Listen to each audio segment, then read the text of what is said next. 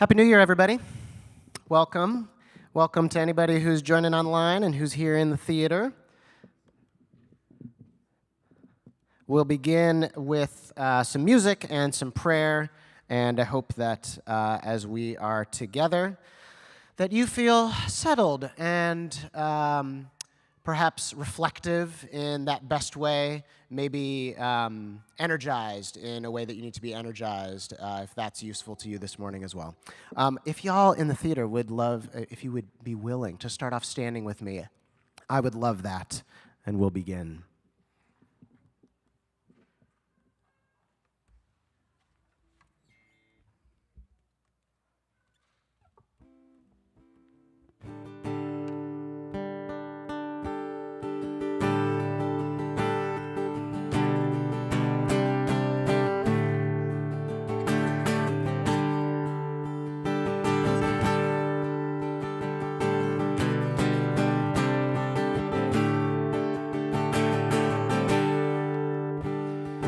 Praise to the Lord, our great Mother, who nurtures creation.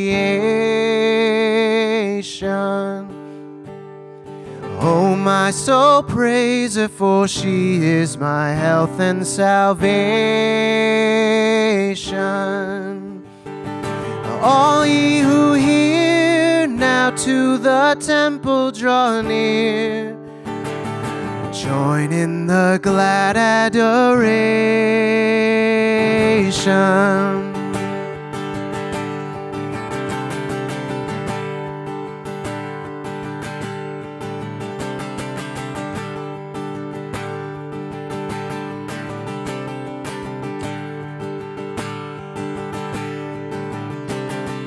Praise to the Lord, who with marvelous wisdom has made thee. Blessed you with health and with loving hand guided and stayed thee. Often in grief has she not brought you relief, spreading her wings for to shade thee.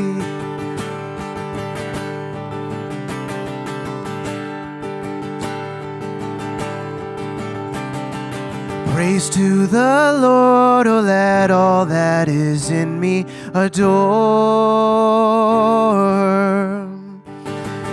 All that hath life and breath, come now with praises before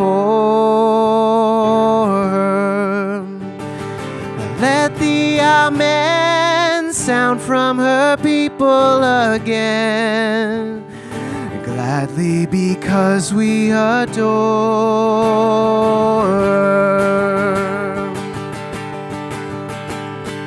Praise to the Lord, our great Mother, who nurtures creation. Oh, my soul, praise her, for she is my health and salvation. All ye who hear, now to the temple draw near. Join in the glad adoration.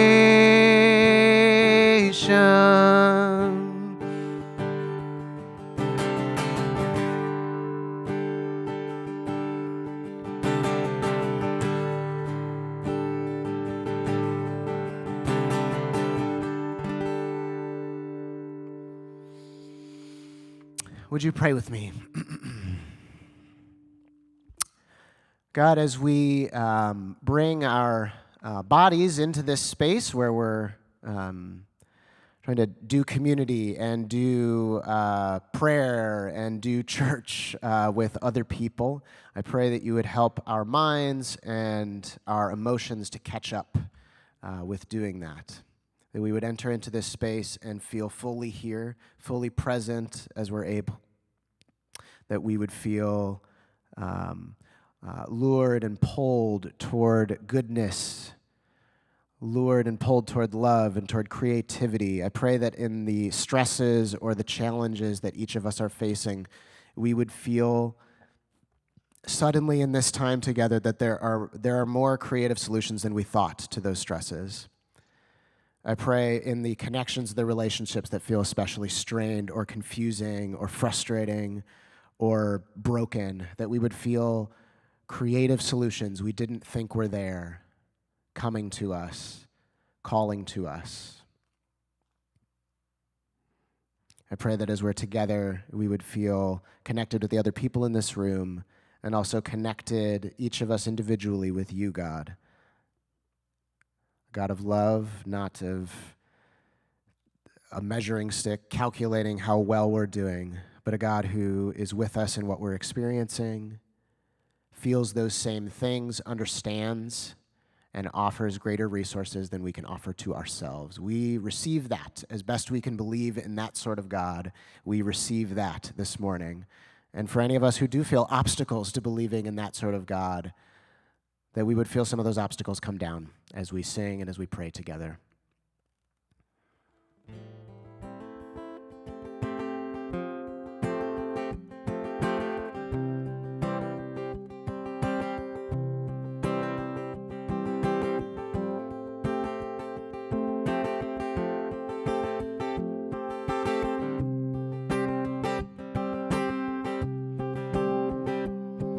We are knit together, together as one.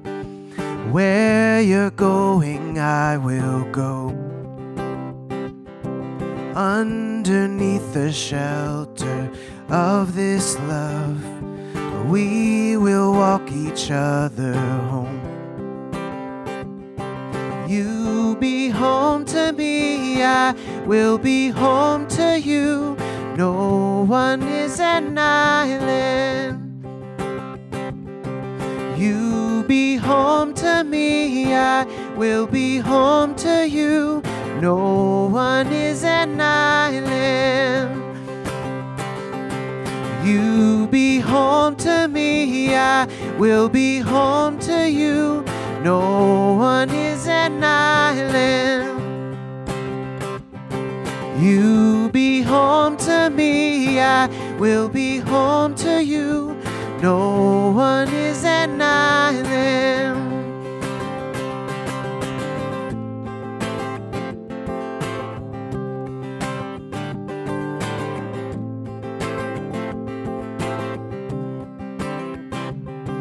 I will walk beside you here on the way. You will never be alone. I will be your shade in the heat of the day, your refuge in the bitter cold. You be home to me, I will be home to you. No one is an island. You be home to me, I will be home to you. No one is an island. You be home to me, I will be home to you. No one is an island. You be home to me, I will be home to you. No one is an island. How good it is to be known by you. Love is a shelter, we're better together. How good it is to be loved by you. Love is a shelter, we're better together. How good it is to be known by you. Love is a shelter, we're better together. How good it is to be loved by you. Love is a shelter, we're better together.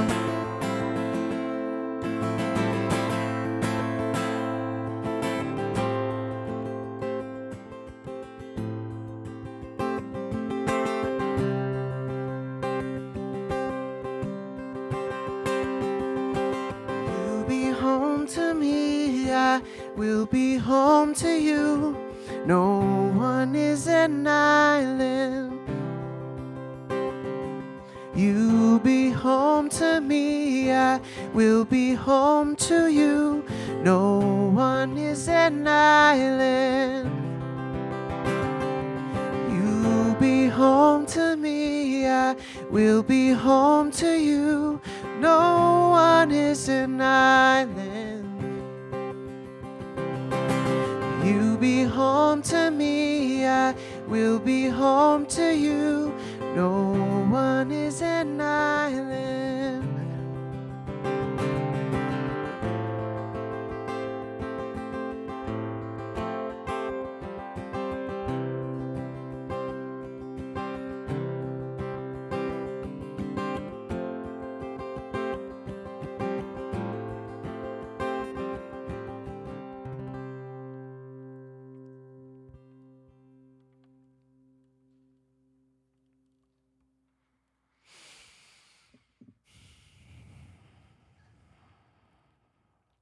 As we've been practicing for several months now, every week we try to take a moment during our time of music and prayer to be in lament together. Some weeks it's obvious why we need to do that, and other weeks it's less obvious. So depending on where you are this morning, it may feel obvious to spend some time in lament or less obvious. The reason we do this is sometimes we need to be in a place of lament because of the way that things affect us. We are on the underside of a lot of the things in the world that aren't the way they should be, and we're experiencing the brunt of that. Other times we need to lament because we need to join our voices to the other voices that say, man, we just unthinkingly do terrible things sometimes, and we want to announce that and not hide from that, be honest about that. And so I wonder where you are personally on that spectrum of lament this morning. But we're going to, for our lament today, sing a rewritten version of an old hymn. So perhaps it feels both familiar but also new to you at the same time.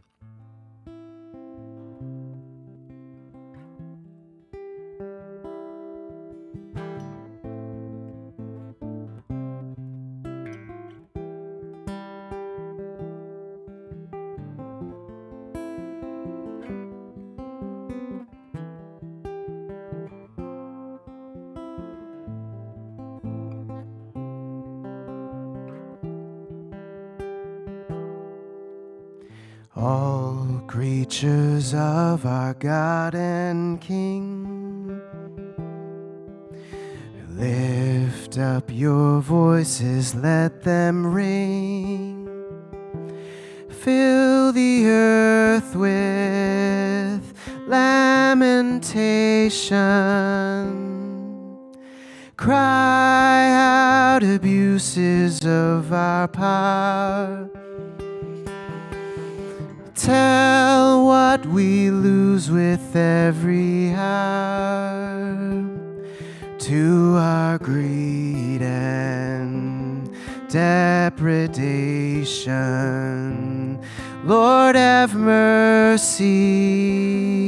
Christ, have mercy. Lord, have mercy.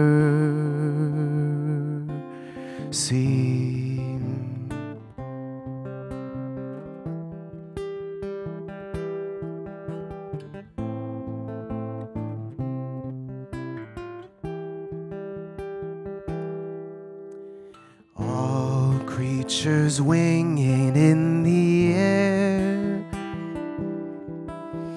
cry out the failures of our care. Fill the sky with lamentation. Shout through the clouds of smoke and ash. Choked with the fumes of poison gas, tell us of our degradation. Lord, have mercy. Christ, have mercy. Lord, have mercy.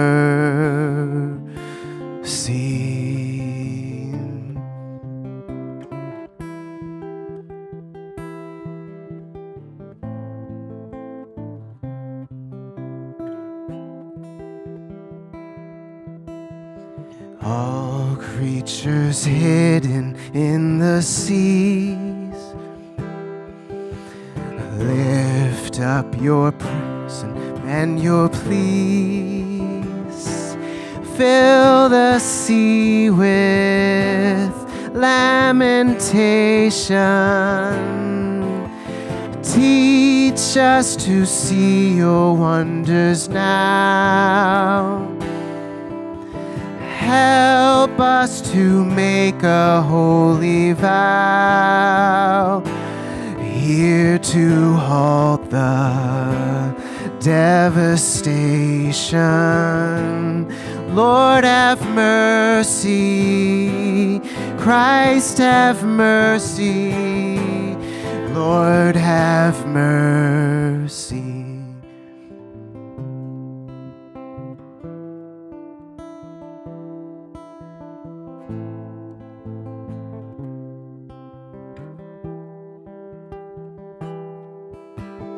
All creatures dwelling on the land, join as we lift each heart and hand. Fill the world with lamentation. Mourn the destruction of our home. Weep with the fear of worse to come. Hear the groans of all creation. Lord, have mercy. Christ, have mercy. Lord, have mercy.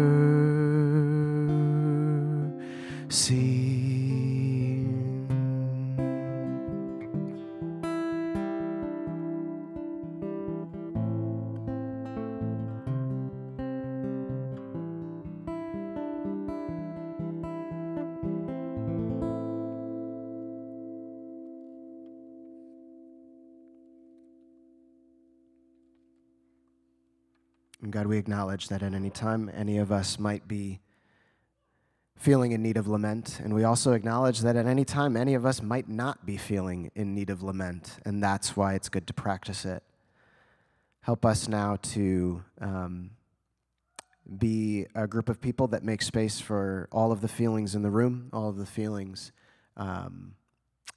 around us that we might interact with in our neighborhood, in our schools, in our workplaces, and in our city.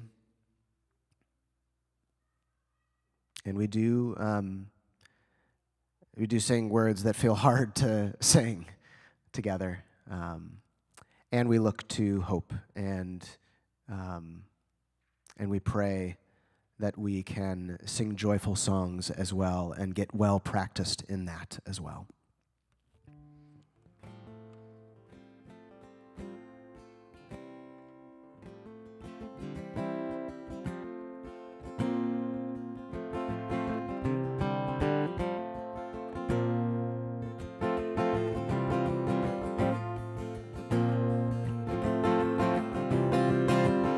In the spirit of singing more joyful songs, I would like to sing a more joyful song with you now.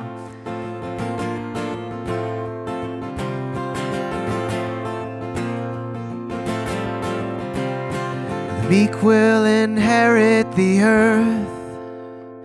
The meek will inherit the earth.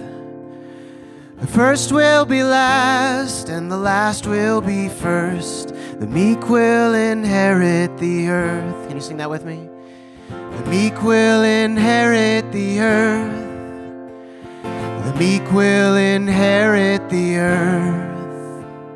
The first will be last, and the last will be first.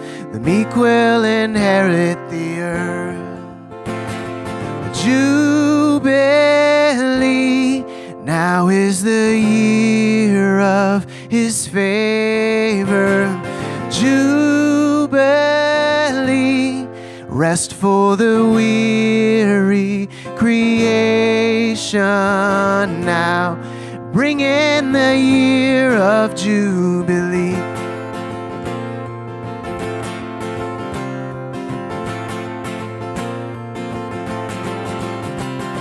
The wicked will lose what they stole. Wicked will lose what they stole. And all that they thought they could own and control. The wicked will lose what they stole. The wicked will lose what they stole. The wicked will lose what they stole. And all that they thought they could own and control. The wicked will lose what they stole. Jubilee, now is the year of his favor. Jubilee, rest for the weary creation now. Bring in the year of Jubilee.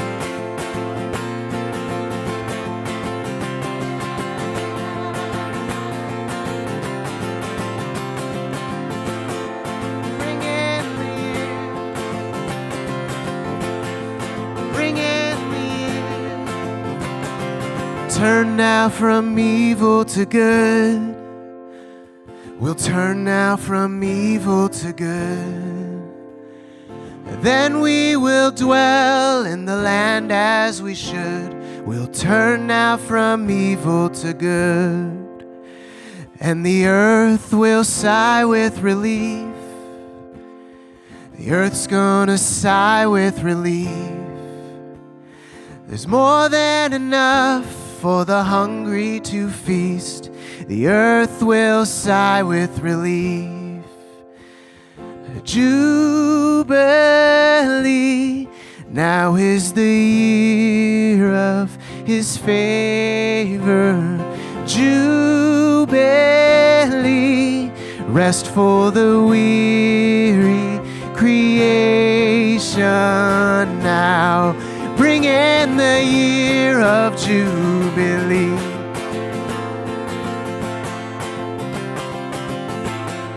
Bring in the year. Bring in the year. Oh. Bring in the year. Bring in the year.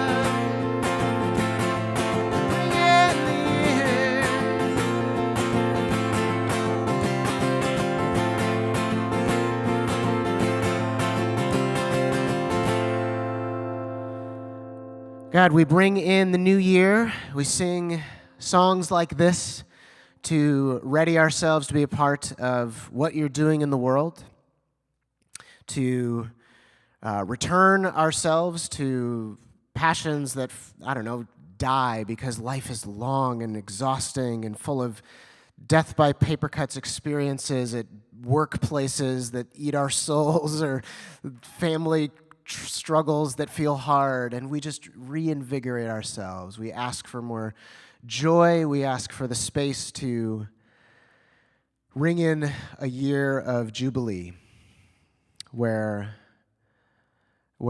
justice is enacted, where relationships are in good standing, where we do our parts in those and others do their part when we have been hurt and somebody apologizes to us and we apologize to another. All of those things, we ask for you to guide us into that and give us a sense of hope that those things are possible when they don't feel that way. In Jesus' name, amen. It's good to sing with you all. It's good to be with you all in the new year. You can take your seats. Amen to that. Can we give Vince a hand in thanks for that great worship this morning? Good morning and Happy New Year. Welcome, everybody. My name is Alicia Crittenden, and I am joining from afar in Alexandria, Virginia. I just want to welcome you all. If you would like to participate in our live chat this morning, please use your phone's camera to follow the QR code that's on the screen to the free app Discord.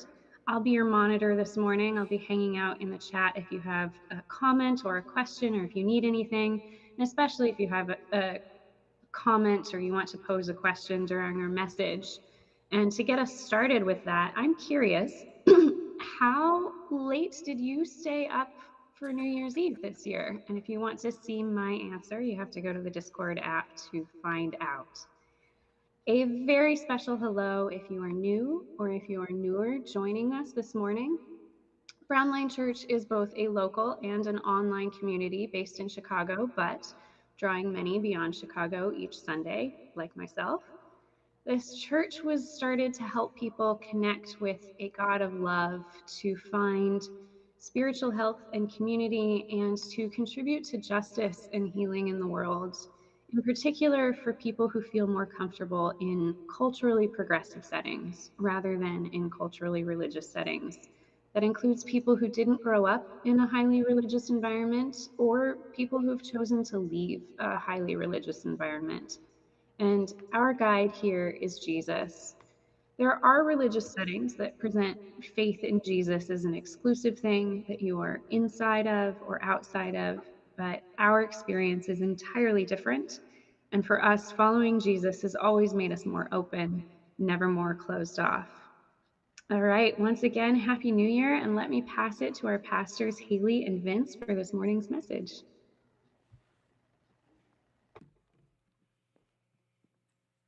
Thanks, Alicia. Hi, everybody. Before we get started with our message today, our preschoolers and elementary age kids in the church have the option now for their own space together to play with friends and read some stories. So right now in the back of the theater, Ms. Amanda and Mr. Warren are waving their hands. So parents, if you want to help locate them, help your kids make their way to the back of the theater. If your kids are joining today, just make sure that we have got a phone number on the roster so they can get in contact with you if needed, and then they'll come back and rejoin us at the end of the service. Hey, Vince. Hi. Good morning. Glad to be here with you. Yeah, me too. I've missed singing with people. It's been a little while. And also I had COVID, so it's like I would try to sing and I would so it's nice to sing with people. Well, you sound great this morning. Thank you. Appreciate that. So we are kicking off the new year with talking about the theme of belonging today. And when we decided on this theme, the first person that I thought of was Brené Brown, who's a writer and researcher, because she talks a whole lot about belonging. In one of her earlier books, The Gifts of Imperfection, which is one of my favorites, she says that belonging is the innate human desire to be a part of something larger than ourselves. She actually went on to correct, or I guess add to, this definition, that it's not just this external desire to belong to something bigger than ourselves. Belonging is something that's an internal journey as well. So she writes, it's not something we achieve or accomplish with others. It's something we carry in our heart. Once we belong thoroughly to ourselves and believe thoroughly in ourselves, true belonging is ours. Oh, that's really good. Yeah. So it's not just something that some outside external force provides to me. There's some way that I can ready myself to belong, or like work that I have to do internally. Yeah, and I mean, I wonder if this feels true for you in your own experiences, that belonging is both external and an internal experience. Yeah. For some of us, this idea of truly belonging to a group, something bigger than ourselves, may seem difficult. And for some, the idea of thoroughly belonging to and believing in ourselves may seem difficult. But all of us have this need for belonging. It drives us all. Cole Arthur Riley puts it, we are made for belonging, which I love. Yeah, that's really good. I think that feels really true to me as you say, like both the internal and external side of belonging, because as I've gotten older and maybe matured or healed, and like some of the insecurities that plagued me as a teenager, as a young adult, start to feel like those are scales falling off of me, I find that I'm finding that I'm feeling belonging in more spaces than ever before, not just one space that like has to be my belonging, and maybe we'll talk a little more about that later. But like I feel like I don't know, like there's something about that must be internal work that's like allowing me to I don't know, like not second guess myself as I enter into a space, and so I can feel belonging more. I don't know, that feels really true to me. Yeah, there's this like deeper anchoring within yourself that helps you experience external belonging. No, I like which is that. really I cool. like that. But this morning, we want to kind of be able to cast a Jesus-centered vision for belonging. And we would really love insights and suggestions from you all of practices that have helped foster belonging. Yeah, I mean, our sense was, as we thought about making belonging our topic for the beginning of the year, and we'll do this for the next several weeks, is that there are probably tons of really good ideas, really like best practices, hard-won insights among everybody in our church. And so we know that there are plenty of people who have won hard insights in therapy, who have therapy insights. I mean, we're regularly in conversation with lots of you that are just saying, like, this is what I learned in this setting, or this is a book that I read, or this is a podcast that I listened to, and this was this wonderful, have you heard of X, Y, and Z, or have you heard in so-and-so? We would love to make this like a crowdsourcing experience these next several weeks on belonging, particularly today. If you want to use Discord, maybe I'll have Mike throw the Discord QR code up on the screen one more time. If you want to use Discord to throw in like your good ideas, we'll hope to like kind of return to that before the end of this morning, but also let that help us as we continue to talk about belonging over the next several weeks. Yeah. So use Discord today. Yes. But maybe let's jump into some storytelling around that's great. belonging. That's great. Yeah, what a best/worst experience of trying to belong for you?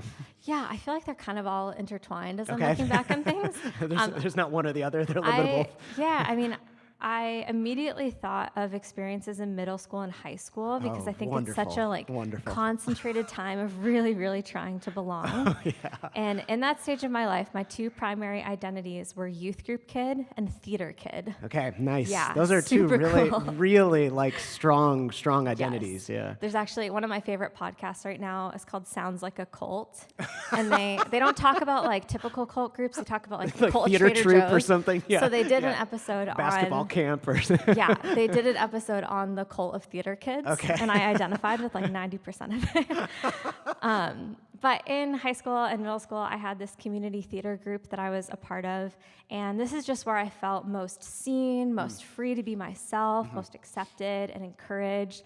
Helps when you have all this pent-up emotion that you can sing about it, Gosh, I have so many feelings. Yeah. Yes. There's also just the sheer amount of time that you spend with these people when you're working on a show. Yeah. But for me, looking back and realizing, like, wow, I really felt like I belonged there. But it wasn't just that I was accepted, I was praised in that setting. Oh, yes. And that's praise where, is a big piece of this, isn't it? Yeah, and that's where it kind of gets tricky. Jen Hatmaker, I was listening to an interview with her recently, and she talked about how belonging can function like currency in certain settings. It's transactional. And so looking back, I have all of these positive memories of my time doing theater, and I can recognize now that my people-pleasing was on like high alert. Oh, yeah. I was constantly trying to earn my place of belonging.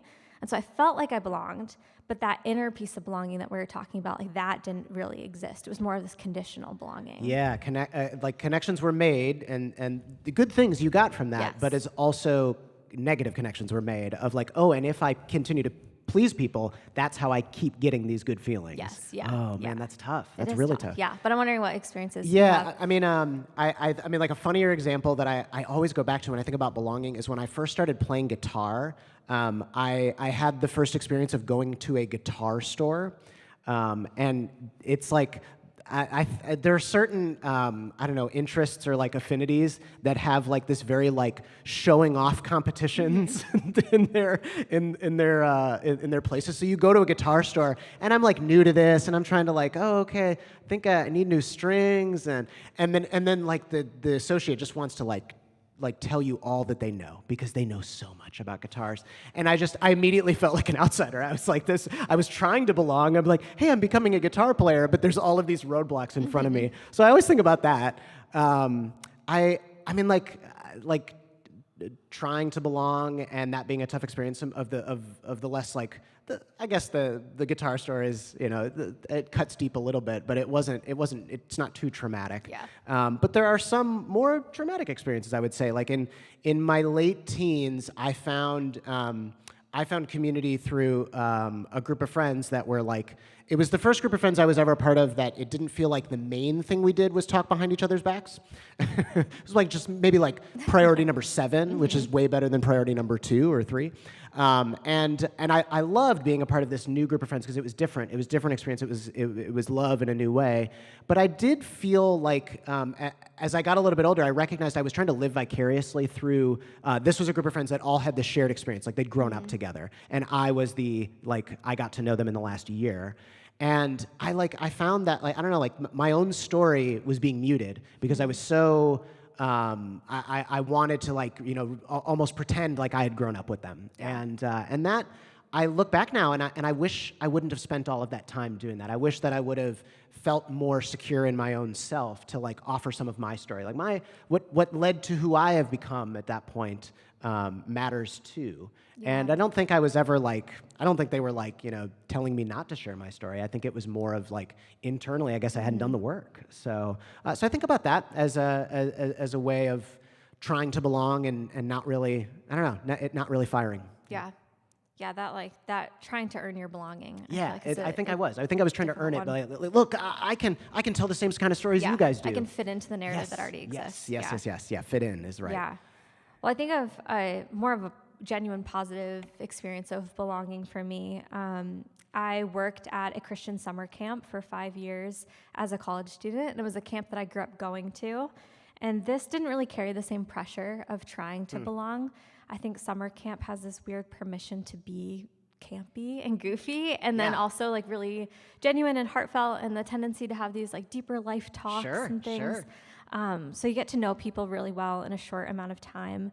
And I, looking back, remember one summer there was this major conflict at the start of camp. And it kind of all boiled up into this one interaction where I felt pretty just bulldozed over and ignored, and my feelings were ignored. And it happened in front of everybody. So it wasn't a private interaction, it was really big. And I just quietly excused myself and walked away because I needed to. And I went for a walk by myself.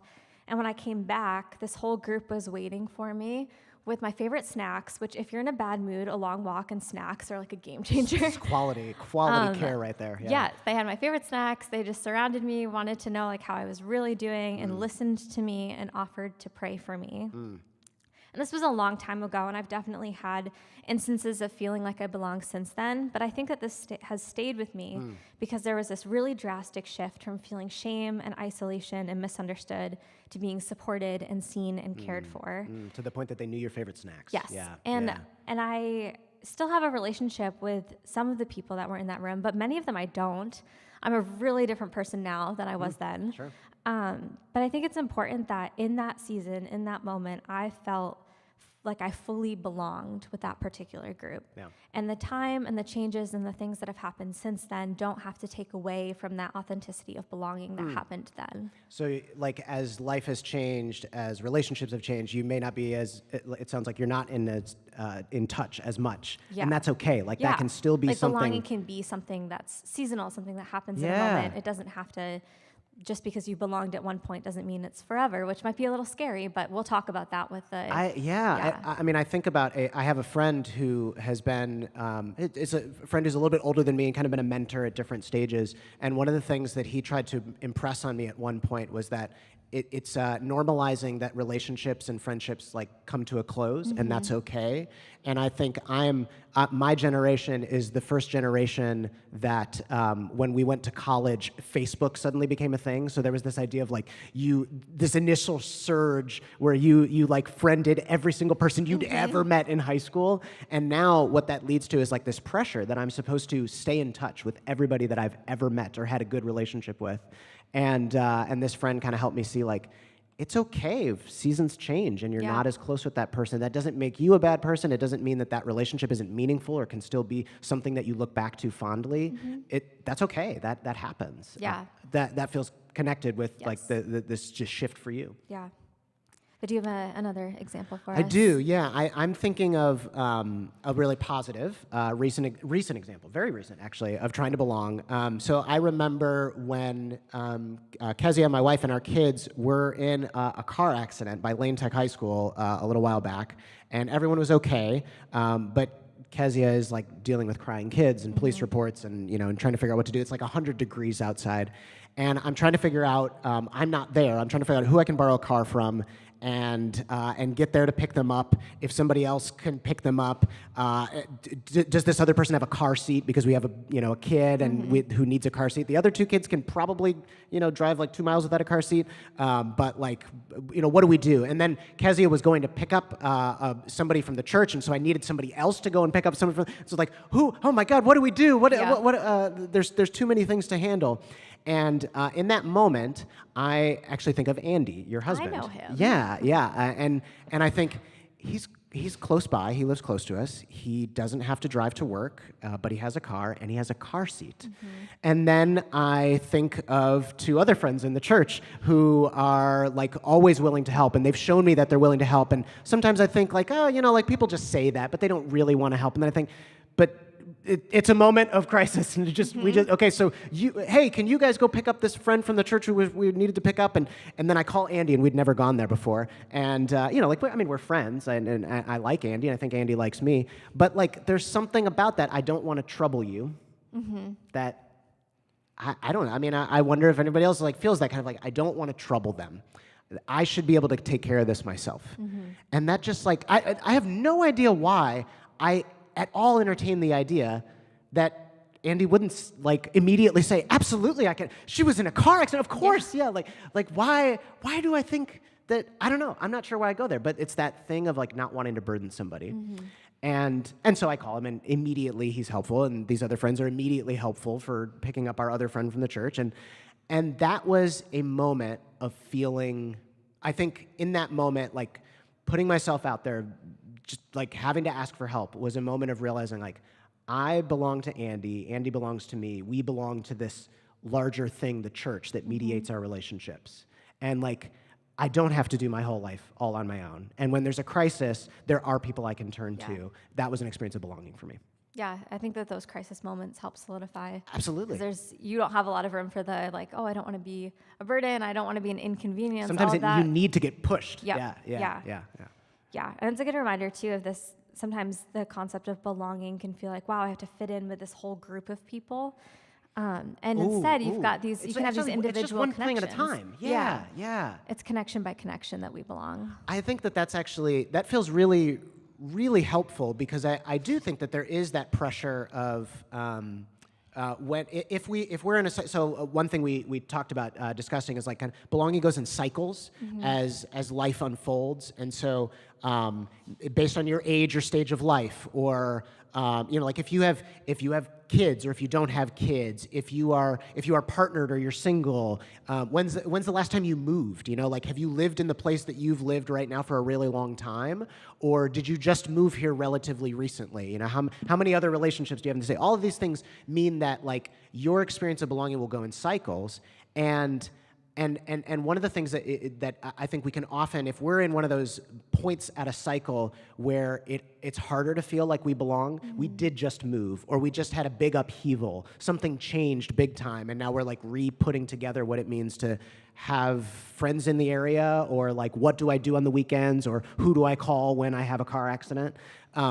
When we're in those places, it can feel like the only way to do it is to attach ourselves to some big thing, like I have to attach myself to a ton of people. But that's actually not how belonging actually works. I love this point that you've made, that belonging happens one relationship at a time. And so you don't actually have to attach to something larger than just a single person, but that's the way relationships work, is they eventually lead to the fact that, oh, I thought I had one relationship, but maybe I have two, and then maybe I have four, and then maybe I have 8 or something like that. It's like a pyramid scheme. No, I'm just joking. It's not that.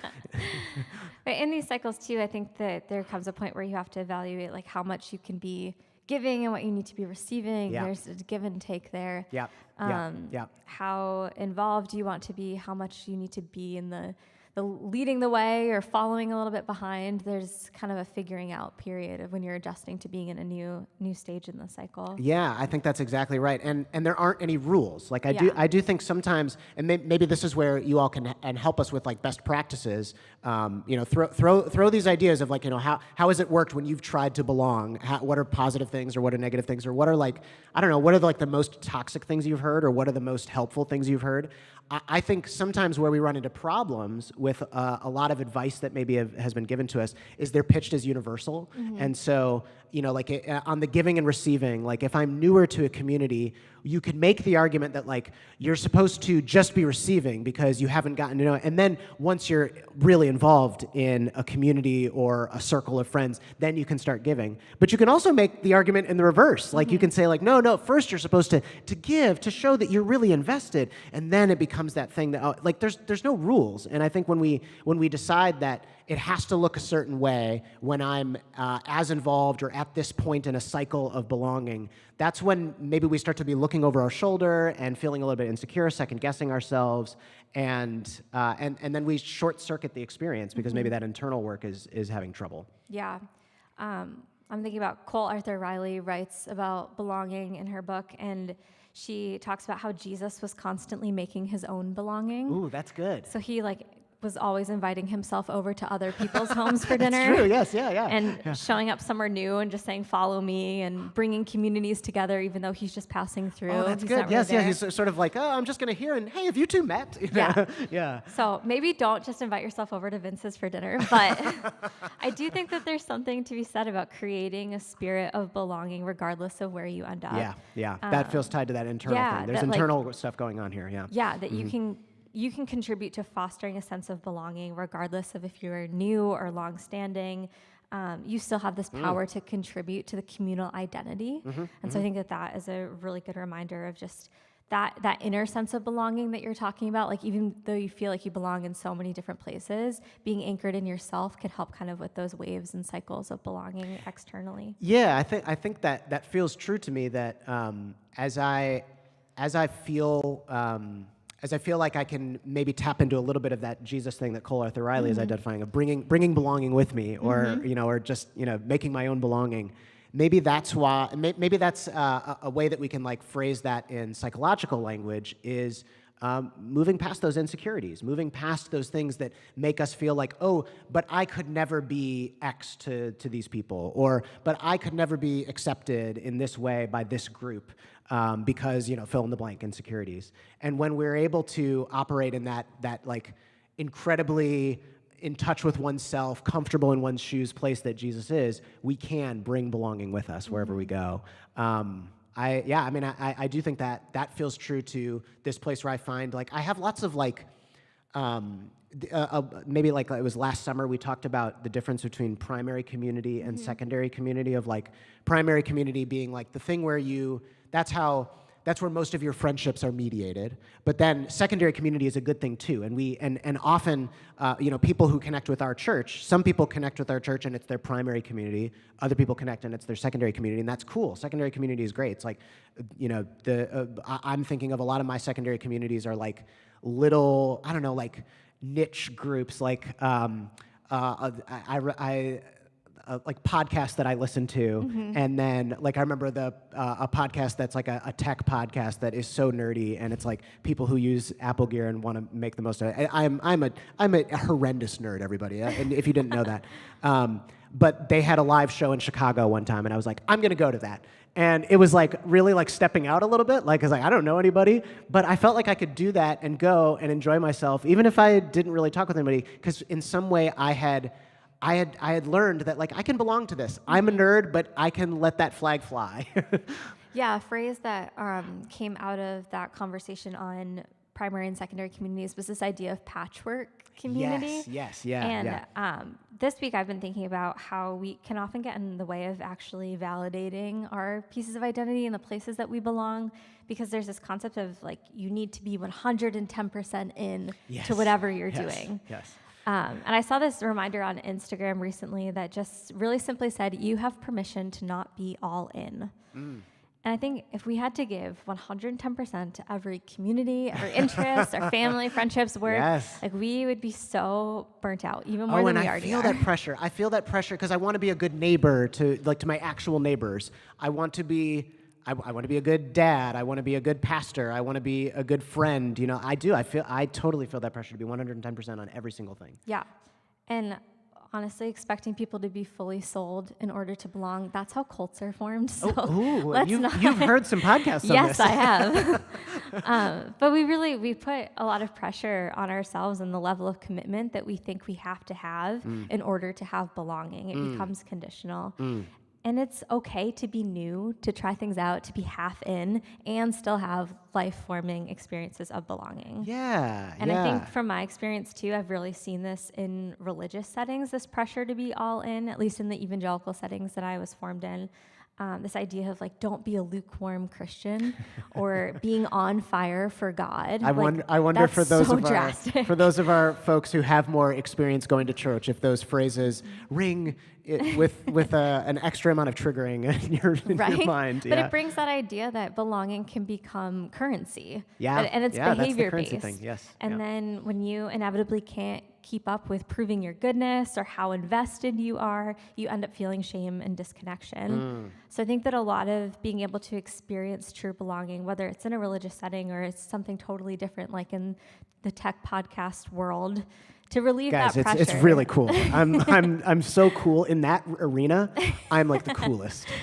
But it gets to be all these things that you piece together that you're interested in and you're formed by and you feel like you belong in. And just because you're not, like that's not 110% your life doesn't mean that you can't fully claim that belonging as yours. Yeah. I feel it's important to recognize there's some like invisible prejudice in encouragements toward like being 110% in. I think in particular there's like class prejudice. Like in the church world, I'll tell you what I mean. Like I remember reading. I was an intern at a pastoral intern in a semi-large church, and we were reading like the hot new book on community involvement, small groups, getting people connected in your church, and you read it, and it's like airtight logic, and a lot of the ideas are good. Like I don't want to be totally down on this, but the drive of this is very, get everybody in your church 110% in. That's the message that's being pitched, and so today I look at that and I feel a little skeptical of it, and I think one of the reasons I feel skeptical is that these systems, like this book that we read as a staff, was developed by a church in a rich suburb outside of New York. And, a lot of the big, books that come out like this, and whether we're talking about in the church world or we're talking about the business world or we're talking about the self-help world, they often come out of, rich suburban places like Orange County or, things, or like upstate New York or things. And we read these things where the people who've developed them, their life circumstances, their socioeconomic status, their class allows them to have, single income households without worry about paying the bills, jobs with hours that you can set yourself or that allow you to say yes to any social commitment you want. They have discretionary income for babysitting if they have kids, right? And all of that allows you to develop your airtight argument about what being in looks like, 110% in. And it sounds right on the page, but when you take it and you apply it to somebody else's life, and I think about, a lot of the people that I was reading are in a different generation from me. They live in the suburbs rather than the city. They have more protective factors around their generational wealth than I or a lot of my friends do. And I still have plenty as a white middle class guy. And I look at those things and I just think this only works because it's in that setting. It's very biased, right? It doesn't actually see how this can work for another situation. And so I don't know, I think I'm even beyond the idea of you can't be 110% in on all of these things at once. Maybe you can't even be 110% in on one thing because that's crazy. Yeah, that's a really good reminder. Maybe let's turn to some crowdsourcing here to see if there's anything helpful I'm gonna look that's through come up in Discord Discord. here. I noted earlier a comment from Brittany that I really liked. She mentioned that belonging is often associated with good feelings at the thought of people, space, or place, and I think that's helpful because I was actually talking with my 9-year-old earlier this week of our feelings we are not our feelings, right? They can be signals to us or they can be part of who we are, but they're not everything. And often that can lead us into places, sometimes those feelings that we have are good information because oh yes, yeah, I'm feeling drawn to this. But sometimes we can have those feelings of like, oh, that felt good, like you're people pleasing, right? And how can I get more of that currency? How can I earn more of that? That can lead us astray. And so like belonging is really deeply emotional, and I just think that's really important that we call that out. Yeah, agreed. I'm looking here at other things that we have in. Ooh, thank you. We have some storytelling, which I think I'm going to read later because I can't read right now. And I have somebody announcing that I am a tremendous nerd. That's good, not horrendous. I think that's really important. And I feel more belonging in our community because I'm a tremendous nerd, not a horrendous nerd. Thank you for that. It's really good.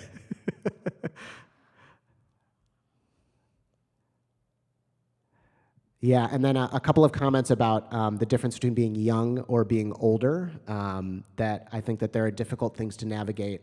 It's actually, there's difficulty. They kind of swapped. Like when you're young, there's difficulty because we maybe feel more insecure or not quite so sure of ourselves. But when we're old, there's less structures that help facilitate belonging for us. When we're young, maybe it's school, or maybe it's a youth group, or maybe it's like you're new to the job, and so you go through orientation and you meet the other people who are, but then when maybe you've been at a job for a while, or you're older, and like what if you move? How do you make friends? Yeah. There's very few things except maybe a church community that actually provide help for you in those situations. Yeah. More good stuff. More good stuff. I'm looking forward to reading through the rest I think of it we're later, going to have a lot to bring. This is great, everybody. I have 32 missed messages too, so I'm only seeing part of it. But we'll bring these in for the following weeks. Yeah. So maybe let's take the last few minutes here to kind of cast a vision for what Jesus-centered pictures of belonging can look like. Yeah. And one that I want to touch on really quick, just because we've talked about it before in different settings, is this idea of bounded set versus centered set visions for community. Which is a pretty core concept here. And in bounded set, there are strict rules and expectations that you must subscribe to in order to be considered part of the group. So in order to be seen as following Jesus in religious settings, in order to belong. And often this requires you to leave behind pieces of your identity so you can conform to the group's norm. So thinking about you having to leave behind your own stories to have to conform to that friend group. Yes, yeah. And this is where we get that language of either you're in or you're out when we talk about what we strive to not be. Because bounded set is really divisive. It becomes this system of behavior management that, again, treats belonging like currency. And thinking about bounded set this week, I've realized that I don't doubt that people experience belonging within the context of a bounded set community. Because looking back, being in different communities, I have experienced belonging even with those confines. Being in can make you feel like you belong. Absolutely. But the key here is that your belonging should not come at the cost of someone else's exclusion. And that's what happens with bounded set. So instead, we have a centered set approach, which is what we hope to foster.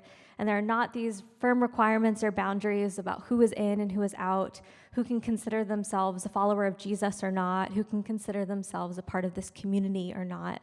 Regardless of where you are at, from your own unique experiences, you can turn toward community and toward hope and toward Jesus and be seen and validated for who you are. And your inclusion does not come at the cost of someone else's exclusion. Yeah, that's really good. Yeah, I think that's a core sort of principle. One of our hopes for these next several weeks talking about belonging is to speak to things that apply to any experience of community or belonging or friendship circles that you might have in your life, but also to color in and texture what specifically is on offer here with Brown Line Church, and whether this ends up being a more primary community to you or a more secondary community to you. Both of those are great, but what can you expect? What are the benefits of having this making up your story of belonging? And I think centered set is a huge part of that, so I love that. Yeah, and then do you want to close us with? Yeah, I also think I have an image of like what a Jesus-centered discussion of belonging. Where does that drive us?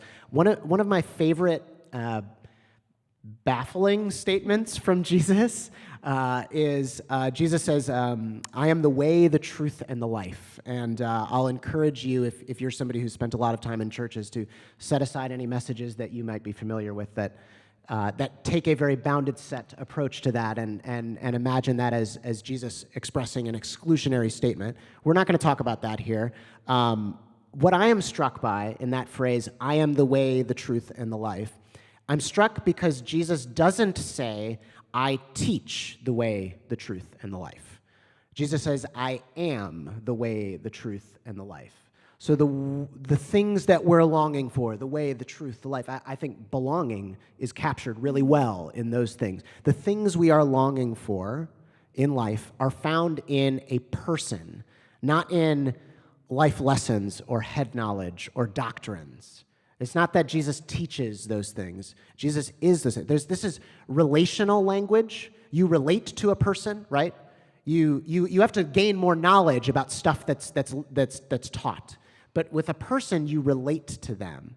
Learning more head knowledge is interesting because it requires us to distance ourselves from the thing that we're trying to learn about so you can observe it and so you can be as objective as possible about it. You don't want to give yourself too much to it because you become biased. That's what we do with head knowledge. That's what we do when we're trying to learn something in a book or learn a doctrine or learn a life lesson. We try to distance ourselves from it.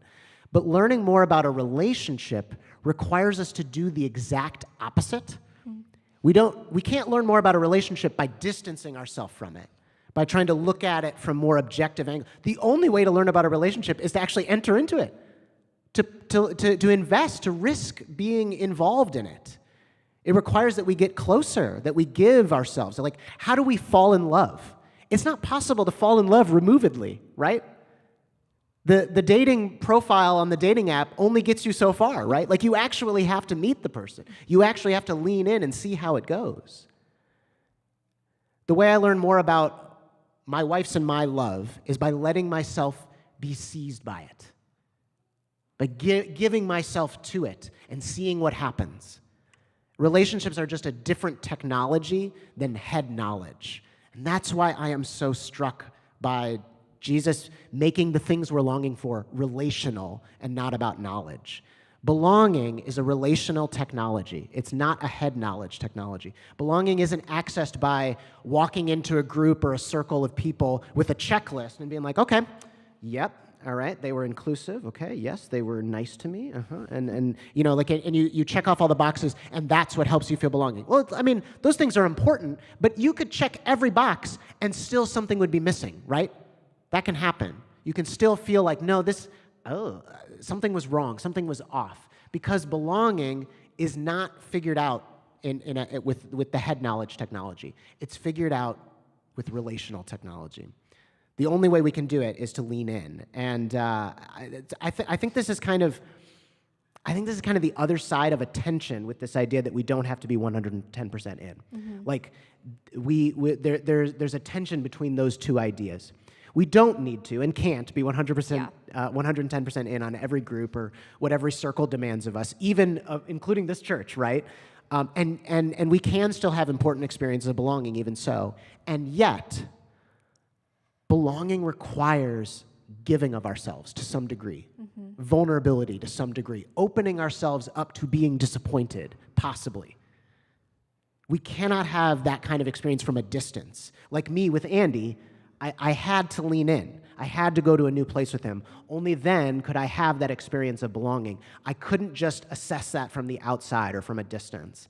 And so I think there's a discernment process here. I think there's a prayer process, if I can suggest that, like a listening prayer element of, like, in each new circumstance, in each new moment, we have to kind of attune ourselves spiritually of, like, what is wisdom right here, God? What is the right thing to do here? Because there is no, like, perfect glossary that tells me what to do in a given relationship or, you know, trying to belong in a certain way, right? Like, all of those things, they're great ideas, but they can't be universal. And so I need to slow down. I need to foster spaces where I can stop and I can pray and I can trust that if I do stop and I pray and I tune my radio station not to just all of the noise that is constantly going on around me, that I can hear a voice that's more gentle and more encouraging and more wise than my own, and I can be guided in that way. God as this idea that we've been pitching. God is our fellow experiencer. Mm-hmm. We don't think of God as, like, the one that we have to beg from, or, you know, don't withhold from me, God. God is surveying the situations that are in front of us with us, and has more resources than we do, and we can slow down and access that God's voice.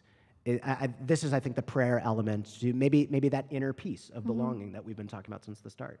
Yeah, and I think that the leaning in leads to true belonging when it's coming from a place of curiosity and hopefulness and connection and longing, instead of out of a place of obligation or pressure. Can I earn Yes. from you? Yeah. And so That's a great point. Take something that could be transactional or could be trying to earn your belonging, your place, and your worth, and instead letting it be this genuine source of connection that you're putting your all into because you're excited about it and you're hopeful about it. Yes, that's right. I think that's how these relational technologies work. Yeah. We actually have to lean in, so that's good. Exactly.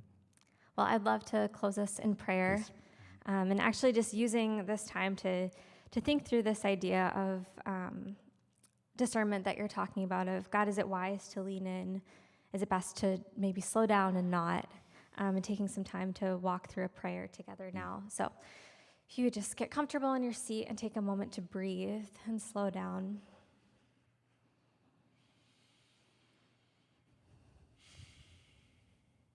And God, would you help us bring to mind a community, an interest, an area of life that we can lean into in this season? What feels wise to lean into?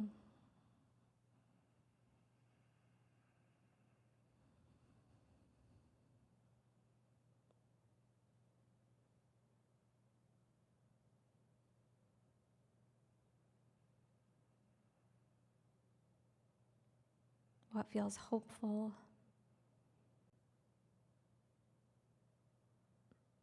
Connecting, challenging?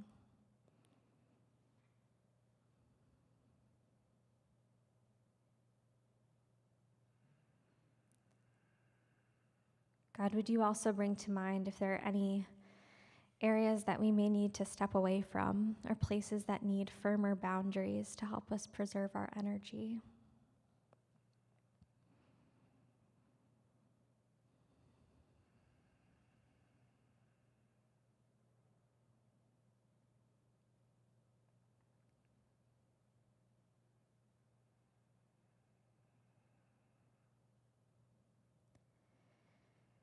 God, would you help us bring to mind what we need more of in order to feel true belonging, what we're longing for?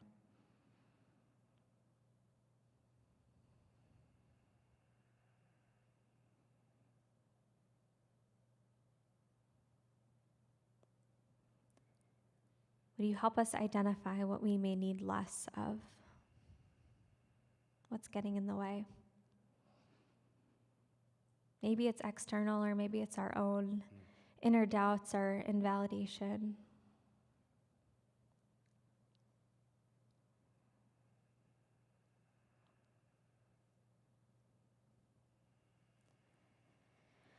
God, would you help us to anchor us within ourselves as we navigate community and belonging? Would we look to you as a companion and a guide as we continue to learn how to thoroughly belong to and believe in ourselves? Amen. Amen. Thanks, Hayley.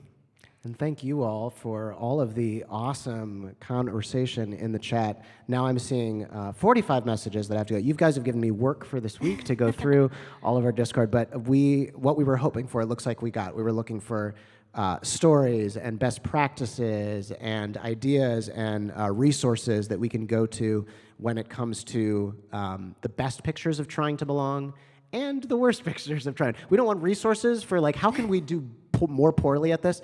But yeah, hearing some stories, airing out some dirty laundry is good for us, right? So that's great. Thank you, everybody, for participating in that. We look forward to continuing to craft this series.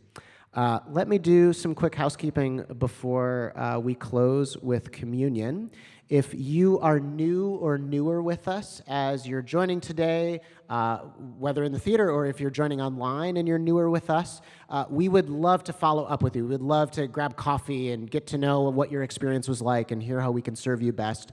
And the way that you can do that is to follow this QR code up on the screen with your phone, or you can go to brownlinechurch.org/connect, and that's an easy way to fill that out. We would just love to get together and hear how your experience was and hear how we can best serve you. Other ways to find out what's happening in Brownline Church or what's upcoming in our community is to follow us on social at Brownline Church, or to join our private Discord server, which is what we were using today for our chat. If you would like to meet some other people in this church in smaller group settings, hey, there's a chance for belonging experiences.